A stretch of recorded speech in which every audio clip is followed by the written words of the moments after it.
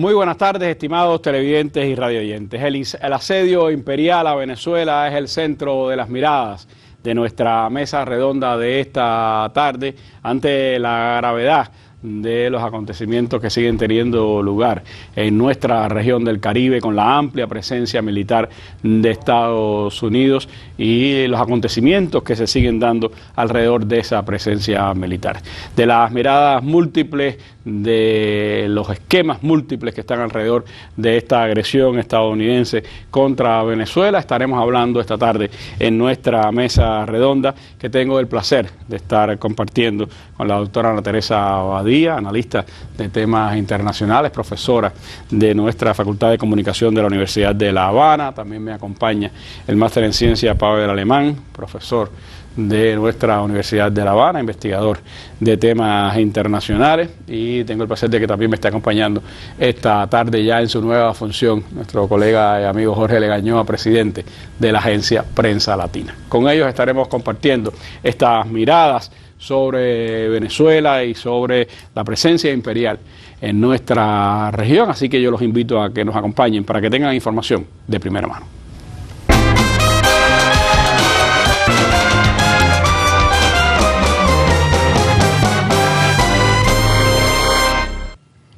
Bueno, antes de entrar en el tema de esta tarde y también, por supuesto, con relación a nuestra región, vamos a comenzar, como es habitual, con nuestra sección La Noticia del Día.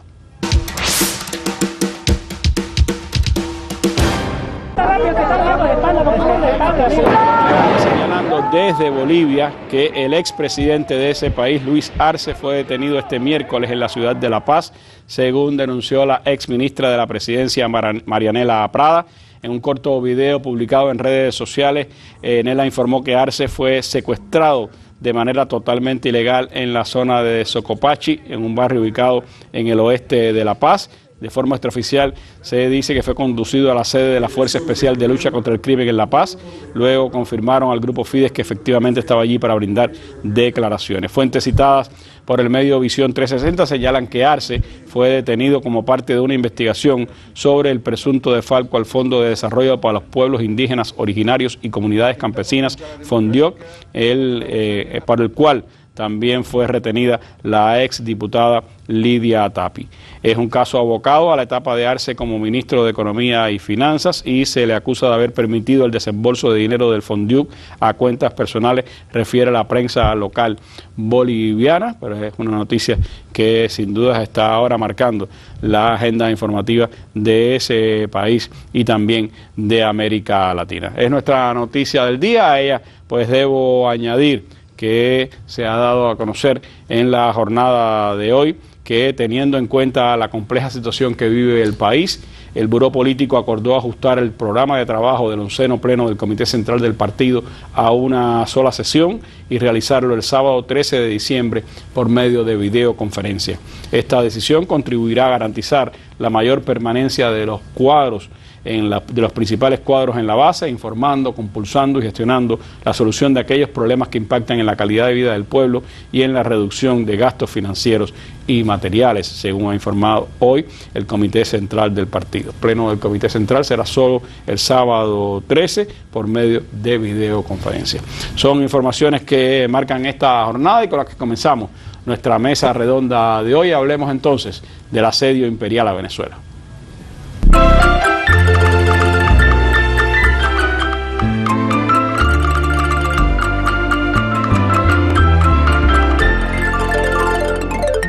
La fiscal general de los Estados Unidos, Pamela Bondi, acaba hace unos pocos minutos de publicar las imágenes que nos dejan ver cómo fue ese proceso de incautación a ese buque petrolero cerca de las costas venezolanas y que el presidente Trump confirmó también hace unos pocos minutos. Se puede ver cómo helicópteros de los guardacostas de las fuerzas militares estadounidenses llegan a donde está ese buque y posteriormente se bajan soldados militares estadounidenses para hacer la requisa respectiva y la incautación respectiva de ese buque. A través de su cuenta de Twitter, la fiscal Pam Bondi dio mucha más información al respecto, diciendo lo siguiente: hoy el FBI, la Oficina de Investigaciones de Seguridad Nacional y la Guardia Costera de Estados Unidos, con el apoyo del Departamento de Guerra, ejecutaron una orden de incautación de un petrolero utilizado para transportar petróleo sancionado de Venezuela e Irán, tal como lo dijo el presidente Donald Trump. Esta incautación, realizada frente a las costas de Venezuela, se llevó a cabo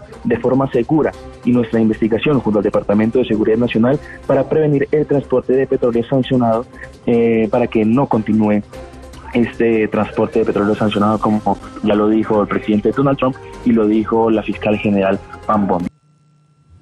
Bueno, es la noticia del momento alrededor de Venezuela, esta retención e incautación de un barco petrolero que salía desde Venezuela, que fue interceptado por fuerzas especiales estadounidenses en la jornada de hoy, en una noticia que daba el presidente Donald Trump y su fiscal general, elevando sin dudas la atención en esta región del Caribe. Estados Unidos decide qué barcos están sancionados, cuáles barcos pueden navegar o no, qué petróleo se puede transportar o no por todo el mundo, y ahora especialmente en esta región del Caribe. Es un componente más, Ana, de esta guerra múltiple que estamos viendo que se está desarrollando por parte de Estados Unidos contra Venezuela. ¿Cuáles, en tu opinión, son las dinámicas que hoy están pues presentes en ese asedio del imperio contra el país bolivariano? Muy buenas noches para ti, Randy, muy buenas noches para toda la audiencia. Estamos obviamente ante la materialización de una guerra que ha recibido múltiples conceptualizaciones. Guerra de cuarta generación, guerra híbrida, por otro lado, expresión del llamado poder suave, del soft power, puesta de relieve, sobre todo después de la asunción de la llegada al poder del expresidente Barack Obama, que muchos centros pensantes en Estados Unidos comenzaron a recomendar el uso de estas políticas, sobre todo en el caso de América Latina, porque recordemos que dentro de la política exterior estadounidense, América Latina había sido desplazada. Y una recomendación de estos centros estratégicos, nunca olvidada, pero sí desplazada. Y fue una recomendación de estos centros estratégicos que Estados Unidos volviera su mirada hacia América Latina y, como parte de ello, no descartara ninguna estrategia dentro de las nuevas guerras. Y es lo que estamos viendo, o sea, un despliegue militar, el más grande en la región desde 1989, cuando se produjo la invasión a Panamá, al punto de que está el portaaviones más grande del mundo, hay muchísimos efectivos, al menos 15.000, eso es algo que vamos a ver más adelante, cómo hay mucha falta de transparencia con relación a las informaciones que Estados Unidos da del despliegue. Y está el despliegue, pero tanto las bases militares que tiene por la región. Todas las bases militares, pero además con una estrategia diplomática agresiva que ha tenido entre sus puntos esenciales la división del Caribe. Nosotros venimos de asistir a años de unidad en el Caribe, a pesar incluso de diferencias ideológicas, de diferencias históricas, pero, o sea, esa postura, esa zona de distensión, digamos, ha sido rota con este despliegue militar, porque lo primero que se ha tratado de sembrar es una enemistad entre las naciones caribeñas y Venezuela, que ha sido parte de la historia del Caribe, porque hay que recordarlo así. Tú recordarás, por ejemplo, las cumbres de Petrocaribe, cómo surgieron y que en realidad tenían una esencia de colaboración. Y además hay que recordar que la primera gira de Marco Rubio como secretario de Estado fue al Caribe. Fue al Caribe. Y Salvador entonces, y Caribe. Y entonces eso marca esto que se está viviendo, reitero, plano militar, plano diplomático, plano comunicacional, que vamos a hablar después más adelante, cómo son algunas de las narrativas que son de manual, las narrativas comunicativas que se están realizando, y tiene también un componente de guerra psicológica, que vamos a ver también que no se ha descartado. Incluso el hecho de que se autorizara a la Agencia Central de Inteligencia, CIA, a la ejecución de operaciones terrestres, dan la medida, ¿verdad?, de que no está descartado absolutamente nada, operaciones terrestres, operaciones como parte de la guerra psicológica, ahora llamadas operaciones de información, dentro de Venezuela. Yo creo que estamos ante la presencia de esta guerra combinada, que combina ya no solo poder suave, sino poder duro, como parte del llamado poder inteligente que está tratando de aplicar Estados Unidos hacia América Latina.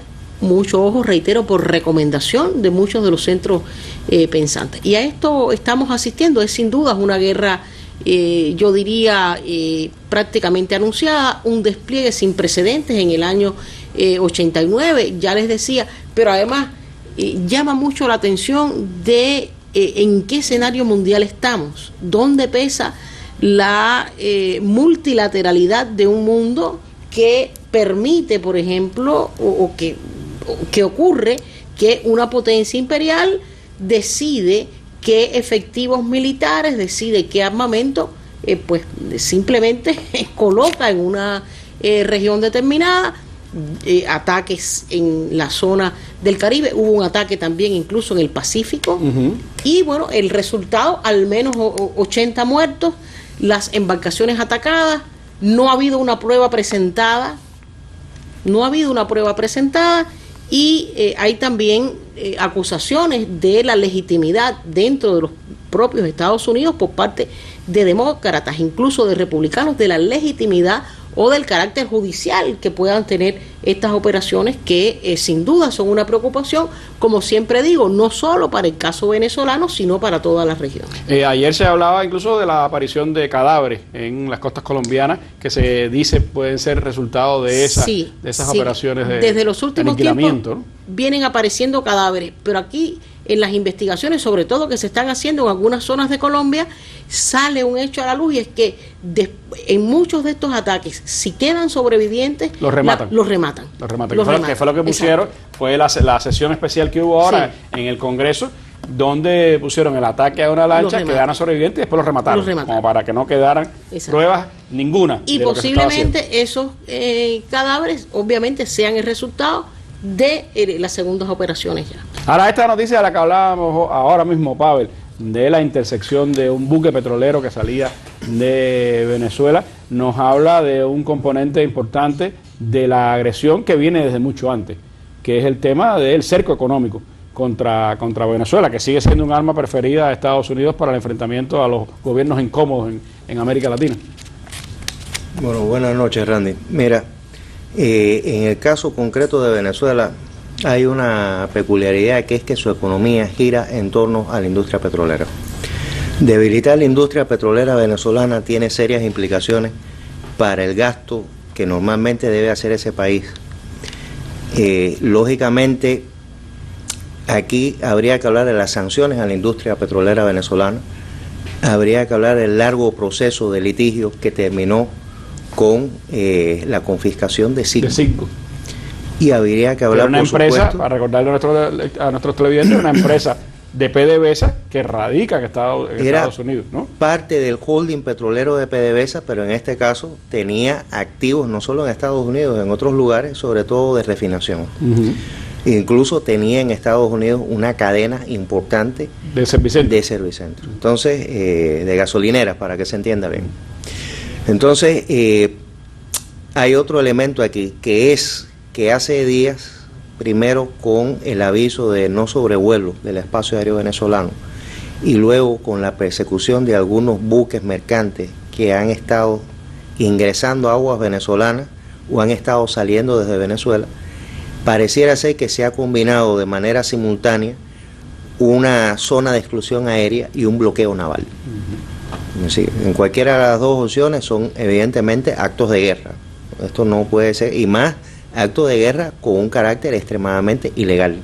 Es decir, no hay ningún mandato de ninguna naturaleza que legalice eso. El petrolero que ha sido incautado, lógicamente, también tiene otras implicaciones. Recordemos que uno de los suministradores de petróleo en nuestro país es Venezuela. Quiere decir que sería una ruta a partir de ahora complicada. Y lógicamente también esto está estrangulando la economía venezolana. Es decir, esto es parte de la manera en que la administración Trump está, digamos, subiendo el nivel de conflicto con Venezuela en preparación de un escalamiento que conduzca precisamente a operaciones militares. Hemos visto incluso, Jorge, y ya esto es una pudiéramos decir, una situación extrema, porque hemos visto en Venezuela, y lo hemos constatado, por un lado, el impacto que tuvo todas las medidas económicas que desde el 2014 ha estado tomando Estados Unidos, ninguna tan extrema como esta, aunque sí han estado persiguiendo petroleros, sí han estado imponiendo sanciones a Venezuela. Pero por el otro lado, también hemos constatado cómo aún en esas circunstancias Venezuela ha sabido buscar alternativas a ese asedio económico. Sí, buenas noches, Randy, a ti y a los amigos televidentes. Yo comenzaría recordando, porque hay que poner un poco que al público en contexto, es lo que ha sido esa agresión desde que Chávez tomó el poder en el año 99. Golpe de Estado a Chávez, golpe petrolero. Ese golpe petrolero fue fundamental en esos primeros años de revolución bolivariana. Desde ya estaban los Leopoldo López, desde ya estaban los actores, María Corina Machado, Primero Justicia, en fin, los viejos adecos y copellanos, todavía en posiciones más republicanas y menos, diríamos que de golpismo, como han sido estos que tú has mencionado. Pero esa guerra económica comenzó hace 20 años y no ha parado desde entonces. Lo que pasa es que ha tenido expresiones diferentes. Ha sido asedio petrolero, guerra económica fundamentado en inflación, descontrol de los cambios de manipulación de las divisas, manipulación de la tasa cambiaria, también en función entonces de la guarimba, los intentos de magnicidio contra Nicolás y los que en algún momento se hablaron de Chávez, ciberguerra, porque también en este periodo, en estos últimos 20 años ha habido ciberguerra con los ataques a los sistemas de infraestructura crítica, como por ejemplo el Guri, la represa que genera, esa cadena de 3 represas generan alrededor del 50 al 60% de la energía del país, de la electricidad de Venezuela. Bloqueo, Pavel hacía referencia a la incautación de los activos y los bienes de Venezuela en los lugares del mundo, incluido los lingotes de oro en el banco, en aquel banco que quedó en Reino Unido. Y menos mal, yo siempre digo, y menos mal que Chávez tuvo la clarividencia de repatriar para Venezuela los lingotes de oro que sumaban alrededor de 8.000 a 10.000 millones de dólares que tenía Venezuela repartidos por los lugares del mundo, porque realmente el mercado de oro, donde se intercambia, se transa, donde se realizan transacciones con oro, es en Europa, en los bancos europeos.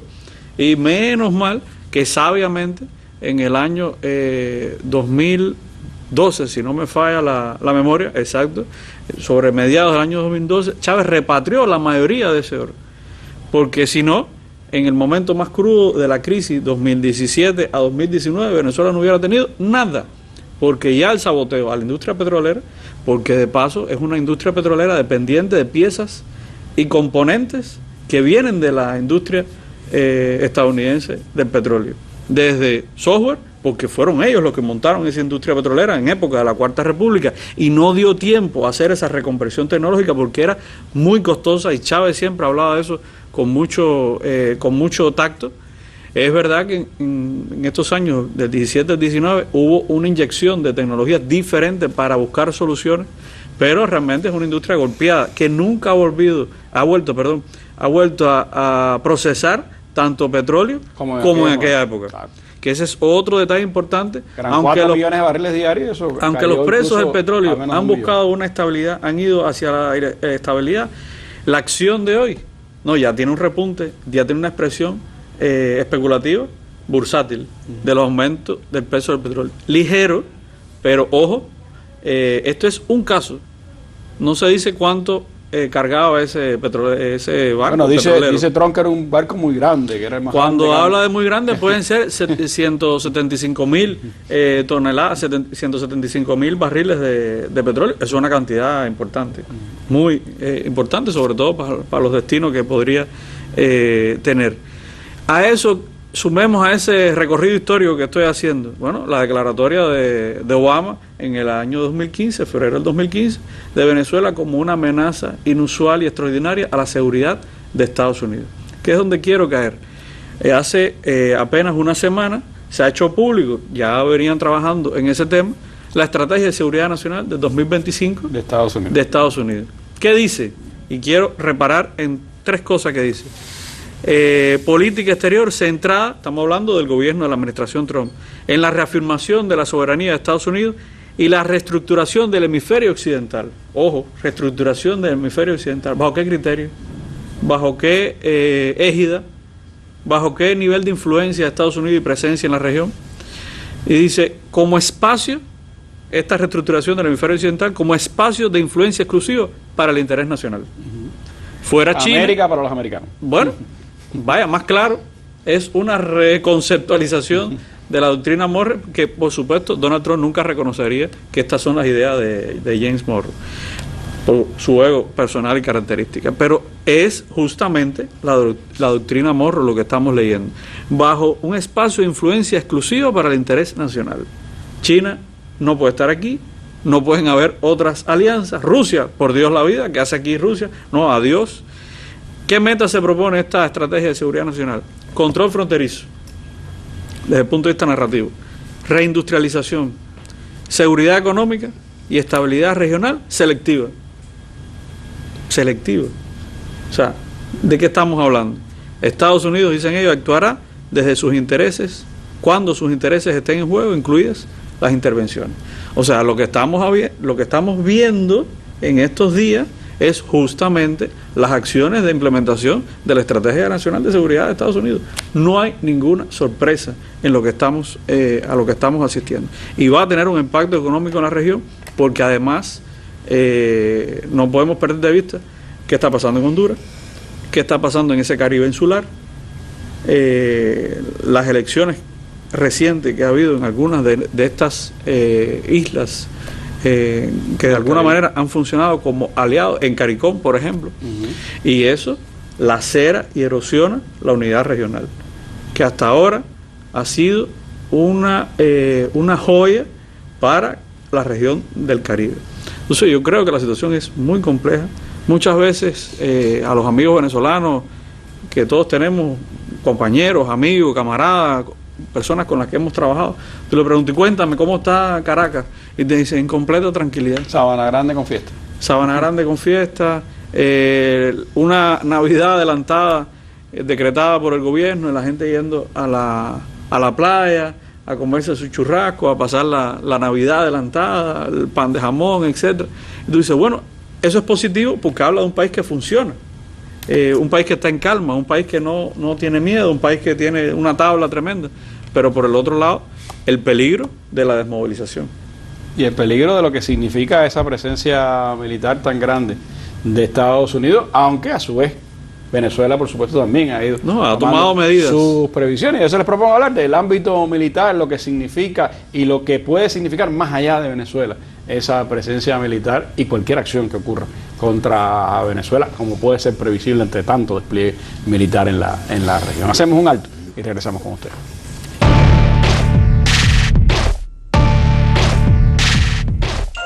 Al alcance de un clic o en la pantalla de tu móvil. Las noticias de Cuba y el mundo. El análisis a profundidad de los acontecimientos. La imagen y los sonidos de cada día. Los comentarios de nuestros lectores.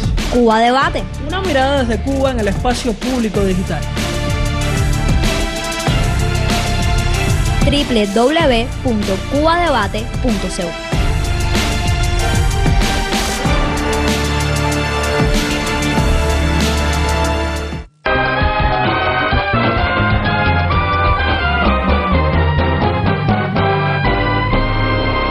A menos de 3 semanas para que acabe el 2025, los ataques militares estadounidenses contra embarcaciones bajo el pretexto de operaciones antinarcóticos no han cesado, una narrativa cuestionada por Venezuela y Colombia. La mayoría de estos ataques ocurren frente a las costas de los dos países. En Caracas, como reflejo de la tensa situación, se tuvo en cuenta la importancia de los sectores de seguridad y defensa en el presupuesto para 2026.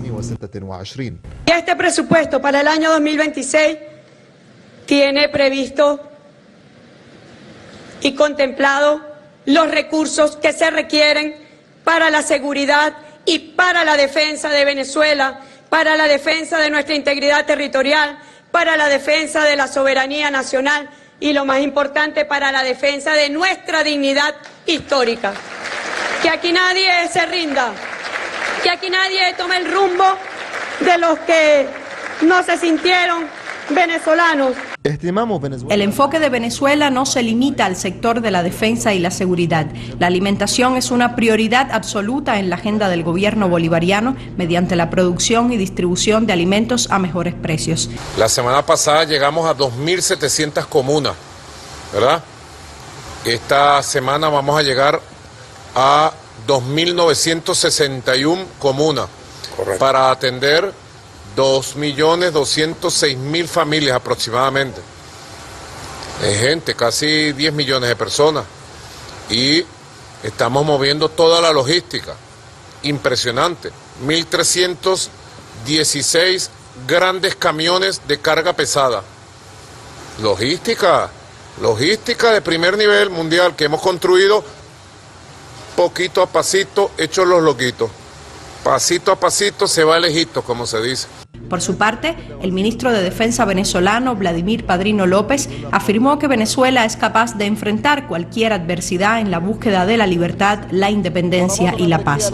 Los incesantes ataques estadounidenses contra embarcaciones en el Caribe y el Pacífico se enfrentan a los continuos esfuerzos de Caracas por reforzar su seguridad interna y el suministro de alimentos a la luz de la escalada estadounidense contra Venezuela.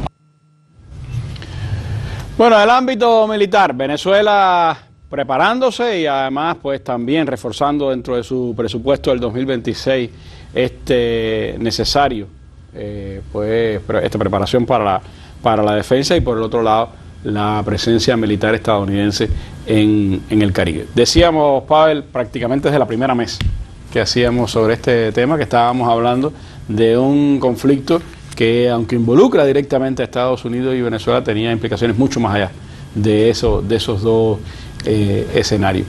¿Cuánto sigue complicando esa presencia militar? ¿Cuánto pudiera aguantar una presencia militar multimillonaria diariamente para Estados Unidos sin que eso tenga, o sea, va incrementándose el rechazo a esa presencia militar, pero sin que eso tenga una concreción práctica para lo que Estados Unidos aspira? Bueno, Legaño ha mencionado la recién publicada Estrategia de Seguridad Nacional de Estados Unidos. Hace bastante tiempo muchos colegas tenían como tema de discusión, cuando se hablaba de América Latina, si la región era una prioridad o no para la política exterior y de seguridad de Estados Unidos. Y mencionaban con mucho énfasis el monto presupuestario asignado para los países en la región como un elemento que indicaba que no era una prioridad. Y recuerdo que algunos teníamos un criterio diferente, decíamos no. En el caso de América Latina y el Caribe hay una inversión acumulada por décadas. Además, no necesitan hacer movimientos extraordinarios porque tienen un control férreo sobre la región, sobre todo a partir de gobiernos que están alineados a Estados Unidos. Hace 2 años atrás, en 2023, en la conferencia de estudios estratégicos que organiza el Centro de Investigaciones de Política Internacional, mencionábamos en el aniversario 200 de la doctrina Monroe que Estados Unidos estaba reculando hacia América Latina en razón de su gran preocupación por la presencia de las inversiones, la transferencia de tecnología, la participación en la construcción de infraestructura crítica de la República Popular China. La pérdida de hegemonía les hace mirar hacia lo que consideran su patio trasero, ¿no? Y yo diría que algo peor, porque ellos tienen la sensación de que si pierden el control de América Latina y el Caribe frente a la República Popular China, descienden en el concierto de las grandes potencias y dejan de ejercer el liderazgo como primera potencia. Entonces, por eso el retorno apresurado hacia América Latina, pero cuando Trump asumió su mandato, el día de su discurso inaugural, él hizo referencia precisamente a los exmandatarios en la historia de Estados Unidos que a principios del siglo XX impusieron una política de cañoneras, ¿no?, de palos y zanahorias con la región nuestra. Y no es una casualidad. Yo creo que ese era un indicativo fuerte de lo que iba a venir en los próximos meses, como efectivamente ha sucedido. El retorno agresivo de Estados Unidos a la región ha implicado, entre otras cosas, barrer con todo lo que suponen ellos que parezca o pueda ser en la realidad gobiernos progresistas o de izquierda. Miremos por un momento la región y nos vamos a percatar de que el resultado de la elección en Bolivia, más allá de que tiene explicaciones internas, favorece el reposicionamiento de Estados Unidos en la región. Lo que sucedió en el Ecuador, con todas las denuncias que hubo sobre fraude en esa elección, lo que acaba de suceder en Honduras, más las amenazas que hoy incluso ha lanzado Trump, no es la primera vez, de que ahora va por Maduro, pero después va por Petro. Lo ha dicho así públicamente. Además de que ya se arroga el derecho de decir quién es mi candidato en la elección. Eso es algo inédito realmente en la proyección política de Estados Unidos. Impensable en una relación entre estados soberanos. Estamos presenciando una época en la que definitivamente Estados Unidos se está desembarazando de las pocas ataduras que quedaban dentro del derecho internacional que restringían su actuación. Y están apostando seriamente a retomar el control de la región nuestra, sea a través del convencimiento, sea a través del chantaje y la coacción política, o sea a través del uso de la fuerza. Ellos están definitivamente enfocados en esa dirección, incluso diría un poco más. Yo creo que habría que comenzar a mirar todo esto que está sucediendo en la región como un intento de cercar y de aislar a Cuba en el contexto regional. Es parte de esa estrategia. Se sabe que además es el objetivo preciado del secretario de Estado y consejero de Seguridad Nacional, ahora, Marco Rubio, ¿no? Tú me preguntabas cuánto tiempo puede durar esta operación. Bueno, el problema es, en términos de costos y beneficios, lo que ellos están apreciando. Esta es una operación que diariamente le costaba antes de la llegada del grupo de ataque de Gerald Ford, Aguas del Caribe, aproximadamente unos $50 millones diarios, que lo está pagando el contribuyente estadounidense. Ahora, si ellos tienen la impresión de que pueden ganar mucho más logrando el control de los recursos de Venezuela, que yo insisto siempre que tenemos como una especie de fijación con el tema del petróleo, y es cierto que es un recurso principal, pero hay otros. Agua, minerales. Y además, hablemos también de que las características de la mayor parte de las reservas de petróleo que tiene Venezuela son complejas en su extracción, en su refinación, es decir, incluso es mucho más cara. Y en este momento, por otro lado, hay casi un abaratamiento del petróleo a partir de las grandes reservas que existen. Sí, por eso es que incluso hoy no ha sufrido esa variación tan grande en los mercados donde cotiza el petróleo a partir de la captura del petrolero. Ahora, ellos están intentando presionar al gobierno venezolano para obtener una solución que no implique el uso de la fuerza militar, pero no han dejado de considerar la opción de utilizar la fuerza militar. De hecho, en la medida en que transcurre más el tiempo, esa posibilidad se vuelve cada vez mayor. Incluso, un detalle más, algunos colegas tienen la impresión de que una operación militar no sería posible por el tamaño del teatro de operaciones, es decir, el Estado venezolano es un teatro de operaciones gigantesco, por la cantidad de medios que han desplazado ellos, que no facilitaría, por ejemplo, una, entre comillas, incursión terrestre a Venezuela. Pero lo que sí no parece ser es que Trump recoja su flota y se la lleve a casa sin hacer nada, porque eso tendría un costo político alto para su administración. Ese es el elemento que está en el análisis, sin duda, de muchos expertos, el costo multimillonario de esa presencia militar y lo que eso puede significar de cara a esta administración, que ya está teniendo impacto político por esa presencia militar. Es decir, hay rechazo mayoritario a la idea de una agresión a Venezuela, hay rechazo mayoritario incluso al tema de estas aniquilaciones extrajudiciales que están ocurriendo, y hay un debate político interno en los Estados Unidos, pero además hay un impacto político hacia el presidente Trump, porque está en el medio también otras dinámicas de política interna, y se dice que siempre cuando hay escándalos internos se busca la solución afuera, con una agresión, con una guerra, y esta evidentemente está muy asociada al caso Epstein y todo lo que está pasando dentro de Estados Unidos, Jorge. Pero hay también elementos que indican que muchos jefes militares, incluso norteamericanos, están en contra de lo que está ocurriendo. Algunos hasta agresivos, como el jefe del Comando Sur, que ha sido muy agresivo contra Cuba, acaba de renunciar, es decir, se está retirando, porque evidentemente hay muchas contradicciones de lo que puede significar una agresión militar de Estados Unidos contra Venezuela y sus implicaciones en toda la región. Mira, yo lo primero que diría es ¿qué lectura hay que hacer? ¿Qué es la periodización de la guerra? Son los pasos para llegar al momento de la guerra. Pero es que la guerra no es lo que tenemos todo preconcebido, que es la invasión, no es Irak, no es Afganistán. No. Ya la guerra tiene otro concepto. La guerra empieza por asedio, lo que decía la doctora Ana Teresa, combinación de fórmulas, incluida la comunicacional, guerra psicológica, desmoralización del enemigo, y todo lo que estamos observando es día a día, dos, tres acciones. Empezaron por un ataque aislado a una embarcación, a un peñero pequeñito, pero se tomaron varios días ante el segundo. Habían empezado en agosto. Hubo un periodo, los tres primeros buques de guerra. Fíjense que no es hasta noviembre que llega el portaaviones. O sea, lo que estamos ante una escalada. Y hay quien no reconoce, no sabe leer el terreno. ¿Qué pudiera pasar?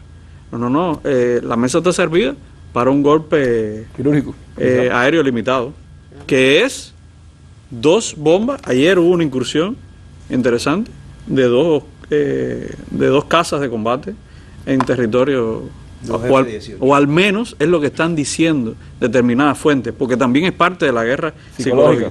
Todos los días está volando un P-8, que no es una ruta de guagua, es un P-8, el Poseidón, que es un avión de escucha radioelectrónica. ¿Qué hace un avión de ese tipo? Todos los días está marcando dónde están las comunicaciones, dónde están los objetivos de infraestructura crítica. Yo hablaba ahorita... ¿Dónde están los líderes? ¿Dónde están los líderes, además? Porque un golpe limitado sería una operación quirúrgica para asesinar a uno de los líderes fundamentales y eliminar la cabeza de la revolución.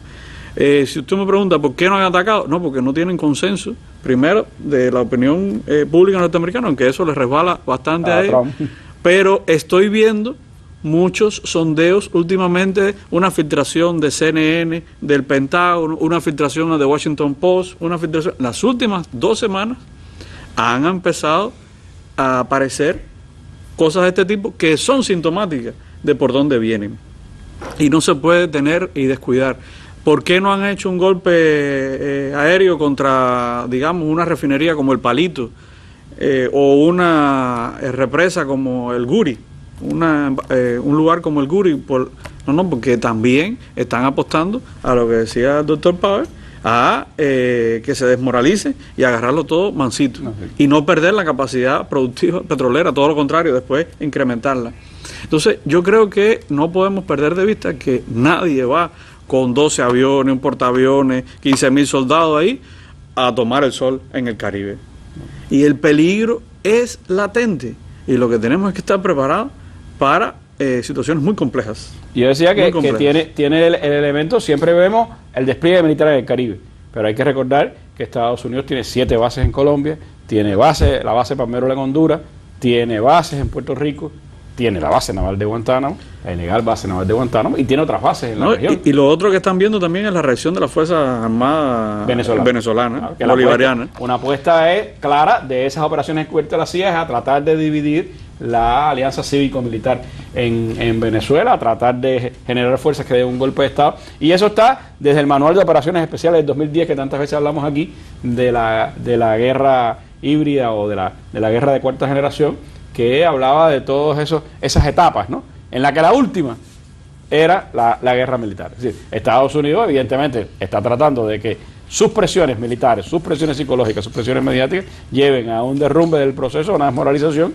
y no tener que ir a la guerra, porque saben el costo que tiene la guerra para Estados Unidos. Pero se siguen haciendo cosas.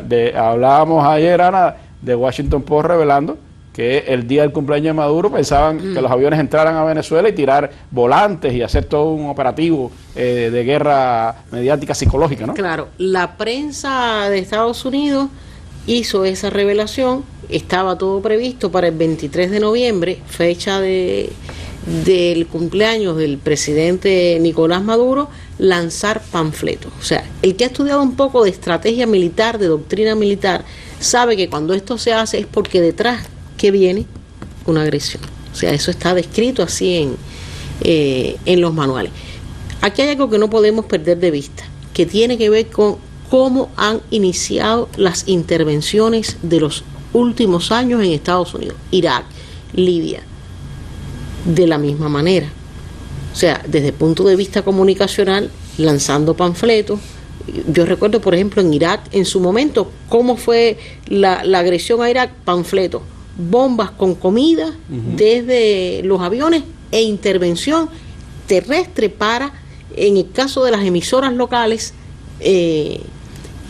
obviamente interrumpir sus programaciones y poner la programación, pero además radios programados con las emisoras que se transmitían desde el avión, desde el SE, para obviamente tratar de influir en la opinión pública de los habitantes. O sea, que esto marca algo que hay que tener en cuenta. Otra cosa, ¿por qué a veces pudieran estar pensando o estarse demorando en tomar la decisión? Primero, el ejército venezolano es un ejército poderoso. Tiene armas muy poderosas. Poderoso, tiene armas poderosas y Estados Unidos sabe que no la tendría fácil. Lo otro es la cercanía geográfica y lo que pueda representar con relación a cuáles serían las repercusiones de una guerra en la zona para Estados Unidos. Eso es un elemento. Ahora, en todo este contexto hay algo que está ocurriendo, coincido con que algo tiene que ocurrir en ese sentido. Trump tiene una aprobación de un 38%, ha tratado de remontar durante los últimos días anunciando algunos incentivos económicos y ha tenido varias pérdidas electorales. La última en Miami, la de Miami, la alcaldía, llevó a una propuesta de alcalde, perdió, por cierto, una elección del 20% de las personas. Exacto. Lo que votó fue el 20% de las personas. Exacto. En la gran democracia. Exacto. Pero bueno, perdió Trump en su candidato. Entonces, también, como perdieron en Nueva York, como perdieron también. Son elementos que hay que tener en cuenta y ha ido escalando, no solo en el despliegue militar, sino también en las acciones, ¿verdad? Bueno, envío las embarcaciones, envío los efectivos, etcétera, y además declaro el cártel de los soles ilegal. Eso le da la autorización para hacer una intervención militar en el momento que lo desea. Además lo ha dicho durante los últimos días, ha insistido mucho en eso. Después yo voy a hacer, si me das un tiempo, algunos elementos comunicacionales. Y como te decía, o sea, lo ha hecho hace varios días atrás, está insistiendo en el tema de que no descarta la invasión terrestre, de que no la descarta, de que va a ocurrir pronto. O sea, son elementos que hay que tener en cuenta y que no hay que descuidarse. Y eso, por supuesto, va aliado a ese frente mediático, político, diplomático que constituye parte del cerco total que una guerra de este tipo se plantea desde Estados Unidos y que está refrendada ahora mismo otra vez en su estrategia de seguridad nacional. Hacemos otro alto y volvemos con ustedes en los últimos minutos de la Mesa Redonda. Más de 25 años, informando y valorando los acontecimientos que han estremecido la región y el mundo. Con el testimonio de los protagonistas y el análisis de reconocidos académicos, periodistas y otros invitados. Mesa Redonda, más allá de la noticia.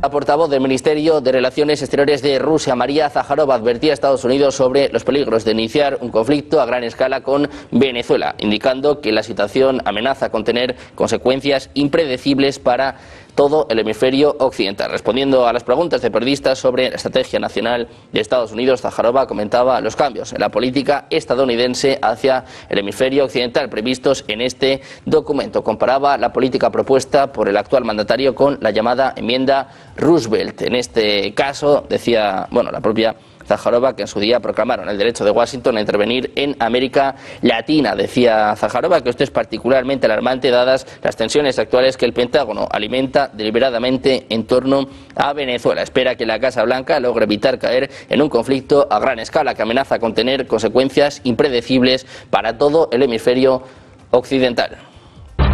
Durante una marcha en Caracas con motivo de los 166 años de la batalla de Santa Inés, el presidente venezolano Nicolás Maduro exigió el cese al terrorismo ilegal y brutal tras las crecientes tensiones por el despliegue aeronaval estadounidense en el Caribe. No more Vietnam, no more Somalia, no more Irak, no more Afganistán, no more Libia. ¡Basta de guerras eternas, carajo! ¡Basta de guerras imperiales! ¡Basta de masacres imperiales! Por su parte, el presidente Donald Trump, quien aseguró que los días de su homólogo venezolano están contados, anunció también que su país interceptó y confiscó un petrolero frente a las costas de Venezuela. Desde agosto, Estados Unidos mantiene un despliegue militar en el Mar Caribe, justificado como parte de su lucha contra el narcotráfico. Bueno, veíamos algunos materiales ahí, nos ha quedado un poquito menos de tiempo para hablar del frente político, militar, diplomático, mediático, pudiéramos decir, que es parte de este componente de guerra híbrida, Jorge, y que, como veíamos, a pesar de todo, creo que ni ha generado quizás todo el rechazo que una agresión como esta debiera tener en nuestra región, pero tampoco ha generado para Trump el apoyo que pudiera esperar de un conflicto como este contra Venezuela. Ha habido en el Congreso movimientos alando hacia los dos bandos, pero es interesante que el Senado aprobó hace algunas semanas no atarle las manos a Trump, sino dejarlo continuar. Ha habido manifestaciones, ha habido audiencias cuestionando la estrategia del secretario de Defensa o secretario de Guerra sobre rematar a las personas en el mar. Ha habido incluso manifestaciones en las calles en este sentido, pero yo creo que todavía ahí no están dadas todas las condiciones como para que Trump se lance completamente. Ahora hay otro detalle. Él tiene una narrativa de ser un presidente que en el tiempo que lleva de mandato ha resuelto 8 conflictos internacionales. 8 guerras. 8 guerras. Entonces se la está dando de hombre pacifista, pero al mismo tiempo la estrategia de seguridad nacional lo que está diciendo es pacifista, pero donde haya que actuar, actuamos. No, pero además, donde haya que intervenir, intervenimos. Mando el portaaviones más grande del mundo para atacar a un supuesto Estado o líderes narcoterroristas, mientras libera a un narcotraficante confeso que tenía en su país, que era Juan Orlando Hernández. El expresidente de Honduras. O sea, es contradicción constante, contradicción política constante, que lo tiene en jaque, obviamente, pero sigue la narrativa, tratando de posicionar la narrativa. Yo creo que lo han logrado en alguna medida y eso es algo peligroso, de narcoestado, narcoterrorista. Yo lo que estoy haciendo es protegiendo al pueblo, a mis conciudadanos estadounidenses de la droga, de la cantidad de que abrieron eso es una locura, de que abrieron las cárceles en Venezuela y se los mandaron todos a Estados Unidos para justificar su narrativa. Y de nuevo Nicolás tiene los días contados. En fin, es una narrativa completamente engañosa, manipuladora, pero con el autoparlante de los medios estadounidenses de ultraderecha, con Fox News a la cabeza, inyectando todo ese veneno constantemente sobre Venezuela, al punto de que obviamente logrará también que algunos se lo crean. ¿Cuáles son las narrativas dominantes, Ana? ¿Hacia dónde están dirigiendo los principales mensajes? En los últimos días un análisis discursivo de lo que está pasando. Narrativas de seguridad, por ejemplo, que está empleando Estados Unidos. Suele justificar los despliegues bajo los siguientes paraguas: lucha contra el terrorismo, respuesta a desastres naturales, ayuda humanitaria, disuasión de influencias extremisféricas, o sea, ataques a Rusia y a China, y eso es importante también, estabilidad regional, diciendo que están enmarcando en la estabilidad regional, diciendo que, por ejemplo, hay crisis en Haití, la presencia de ellos Estrategias de comunicación. Enmarcado discursivo, seguridad cooperativa. Se presenta como una misión de asistencia o colaboración con aliados locales. Esto se conoce como legitimación, que es una técnica de operación de la ideología, que donde se recurre además a acuerdos bilaterales o mecanismos regionales para tratar de dar legitimidad. Claro, estoy presentando como legítimo lo que no es, y para eso me apoyo a organismos supuestamente internacionales.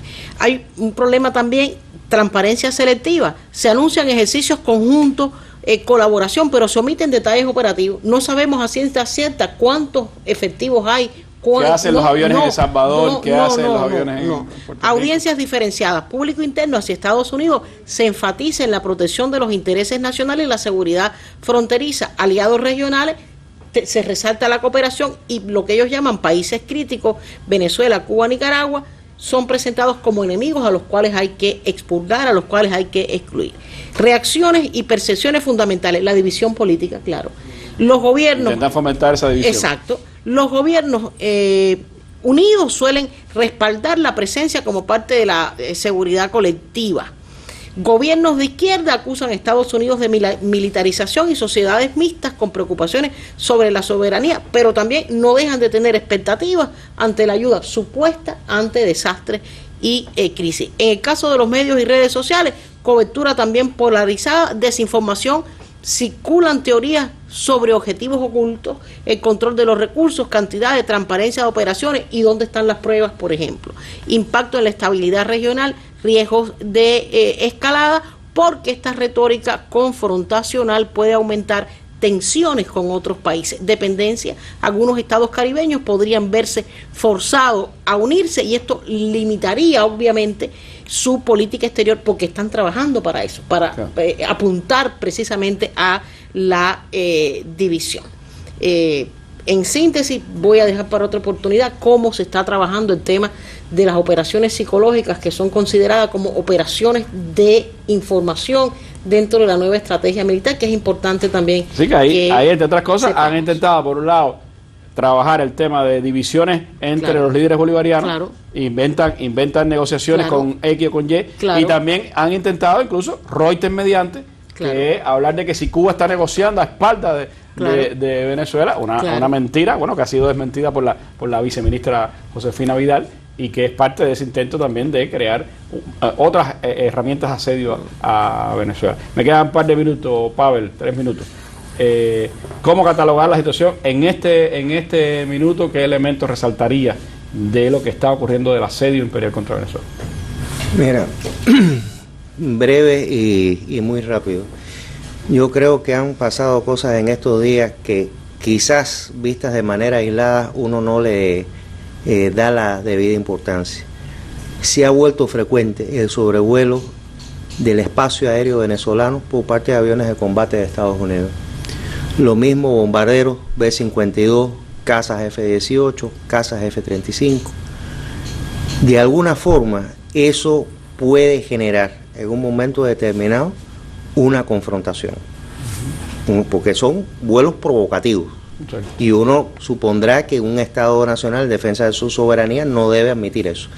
Ahora, lo otro es que en la medida en que se acostumbren a que esos vuelos se realicen de manera frecuente, el nivel de alerta disminuye, porque se da por entendido que son maniobras que se realizan con cierta periodicidad. Y ahí puede haber entonces una ventana de oportunidad para tener la sorpresa en un ataque quirúrgico. Eso yo creo que hay que tenerlo muy en cuenta. Me imagino que los estadounidenses no deben estar muy interesados en irse a una guerra, salvo que los obliguen en el periodo previo o inmediatamente posterior a la Navidad y al Año Nuevo. Es decir, nos estamos acercando precisamente a los días que se celebra el nacimiento. Aunque la invasión a Panamá fue el 20 de diciembre. Aunque la invasión a Panamá fue el 20 de diciembre, claro, ellos siempre pensaron en un periodo relativamente breve, ¿no?, de operación militar en Panamá. La captura de Noriega llevó más tiempo, pero el control territorial no. En el caso de Venezuela es totalmente diferente. Por la dimensión de las Fuerzas Armadas, por el nivel de equipamiento tecnológico que tiene, por la preparación de una parte de su sociedad para defender su país. como milicia. La movilización popular alrededor Las de eso. características de la geografía de Venezuela, que puede dar lugar incluso a un conflicto prolongado. Es decir, hay un grupo de cosas ahí que ellos yo creo que tienen que haberlo valorado en su justa medida sobre la mesa. Sin embargo, yo no descarto, porque como Trump le encanta obrar de manera impredecible, él mismo lo ha dicho, yo no descartaría absolutamente ningún momento de aquí en adelante, y en la medida en que vaya aumentando esos niveles de agresividad que se han descrito aquí, en esa misma medida se aproxima un escenario muy complicado que puede tener impactos directos en el resto de la región. Hay países caribeños que en este momento son receptores de efectivos y medios militares de Estados Unidos. Entonces, pensando por ejemplo en este momento en Trinidad y Tobago, pero también ha habido cierto nivel de comprometimiento por parte de Guyana. Y que son parte de toda esa realidad que hoy hay que enfrentar. De todas formas, la solidaridad internacional, la denuncia internacional es un arma decisiva en estos momentos. La necesidad de que se sigan levantando voces, de que frente a este intento de imponer a base de cañoneras los designios estadounidenses en nuestra región, pues no nos quedemos callados y sigamos denunciando por todas partes posibles ese atropello que se intenta contra el pueblo venezolano y contra la revolución bolivariana de Venezuela. Hay elementos sin dudas para el análisis, hay que seguir los acontecimientos de las próximas horas. Yo le agradezco muchísimo a ustedes haber podido compartir estos análisis en nuestra mesa redonda y nos vamos, como es habitual, con nuestra despedida. El siglo de Fidel, un día como hoy de 1972, recibía en el Aeropuerto Internacional José Martí al presidente chileno Salvador Allende. Con estas imágenes nos vamos. Buenas noches.